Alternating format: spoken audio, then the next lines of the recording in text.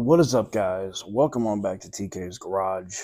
And another Jeep burns down, and an insurance company does an investigation, and they find out it's a manufacturing problem.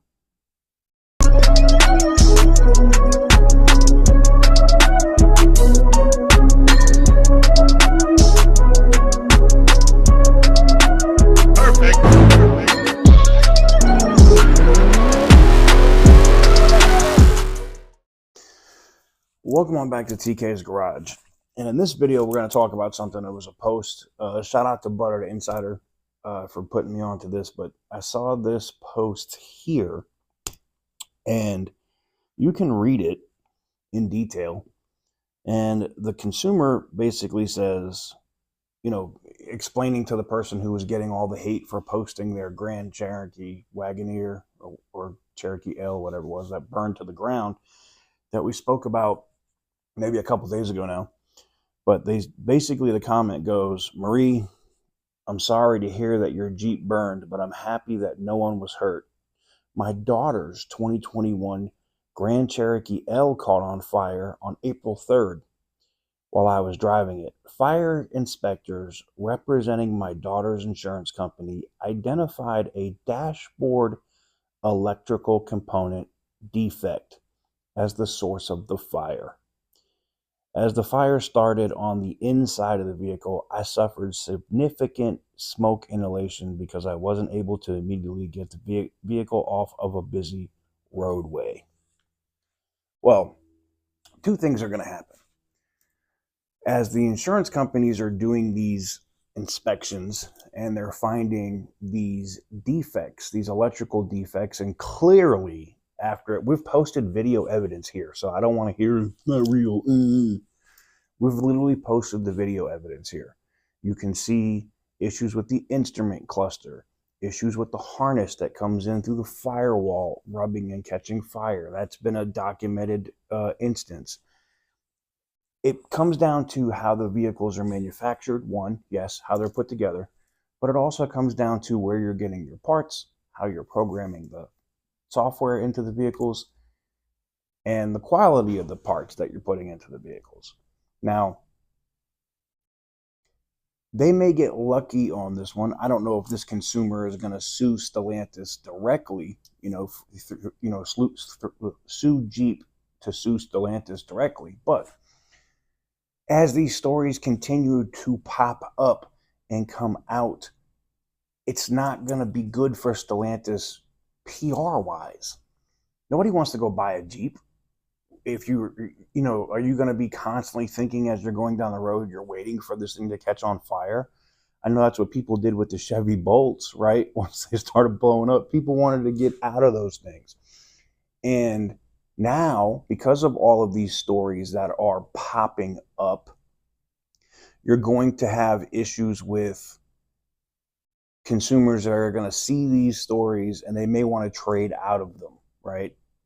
Well, between the hurricane versions of these and the electrical problems, dealers ain't buying these. I mean, you might have a Jeep dealer that will take it in trade, but you're going to take a bath on these vehicles, meaning you're going to take a significant loss on these vehicles if you are inclined to get rid of it. It's very similar, and in most cases, dealers aren't going to take them in. I talked to a couple of people from an auto group that have been feeding me information over the last month and a half, and they said the same thing. Like, they do a thorough inspection of these Grand Cherokees, and the only ones that they really want are the ones that have the 6.4 liter engines. They don't want any of the rest of them. They don't. If it's a Cherokee L and it has a 5.7 Hemi in it, which I think that was only like, 1 year or whatever. I don't know how many years they made those. But they don't want them because of the disaster electronically and mechanically that they are. Having like some of the simplest repairs, some of the things that are very simple to repair on the Jeep Grand Cherokee, just to give you an example, requires the entire body to come off the frame. We've talked about this before months ago, where you know, we had shop technicians saying, yeah, we got to take the entire body off the frame to get to this one piece that takes, you know, 20 minutes to repair. That's so stupid. Stupid. But let me know what you guys think in the comment section down below.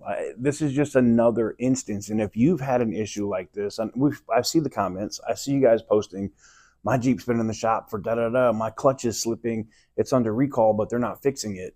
I want to just start building a database of everything that's going on with, you know, defective Jeep vehicles. I want to build a database of everything that's going on with defective Rams, Dodges, all of it, so that you, as a consumer who may come across one of these videos, can make an informed decision not to buy one of those products. Unfortunately, I hate to say that, and they're going to say, oh, he's interfering in our business, he's keeping people from buying our stuff. No, I'm keeping people from having smoke inhalation from driving down the highway because a defective unit in your dashboard of one of your vehicles causes a fire and almost kills somebody. So yeah, in that case, sure. I don't want somebody buying your stuff and dying in it because of bad manufacturing or bad parts, or the fact that you just don't want to pay people, you know, a fair salary to program your vehicles. So you want to use these offshore programmers that are, you know, 1/10 of the price or 1/3 of the price or whatever, what you were paying, and they're doing shoddy work and it's causing issues. I think that's part of the issue that we're seeing with Stellantis now, is all of the cost cutting is coming home to roost and hurt them massively in the pockets. And I don't think that's going to change anytime soon. But let me know what you guys think about that comment and that post by that consumer in the comment section down below. And if, like I said, if you've had problems with your Jeep, your Ram, your Dodge, your Chrysler, I'd love to know about it in the comments, so we can just start building a thing so that when Stellantis goes, this is not happening, this is just stuff that they're making up on YouTube. Cool story, bro. Anyways, let me know what you guys think in the comments. Hit that thumbs up button if you haven't already. Hit the subscribe button. And as always, you guys know, stay petty, my friends.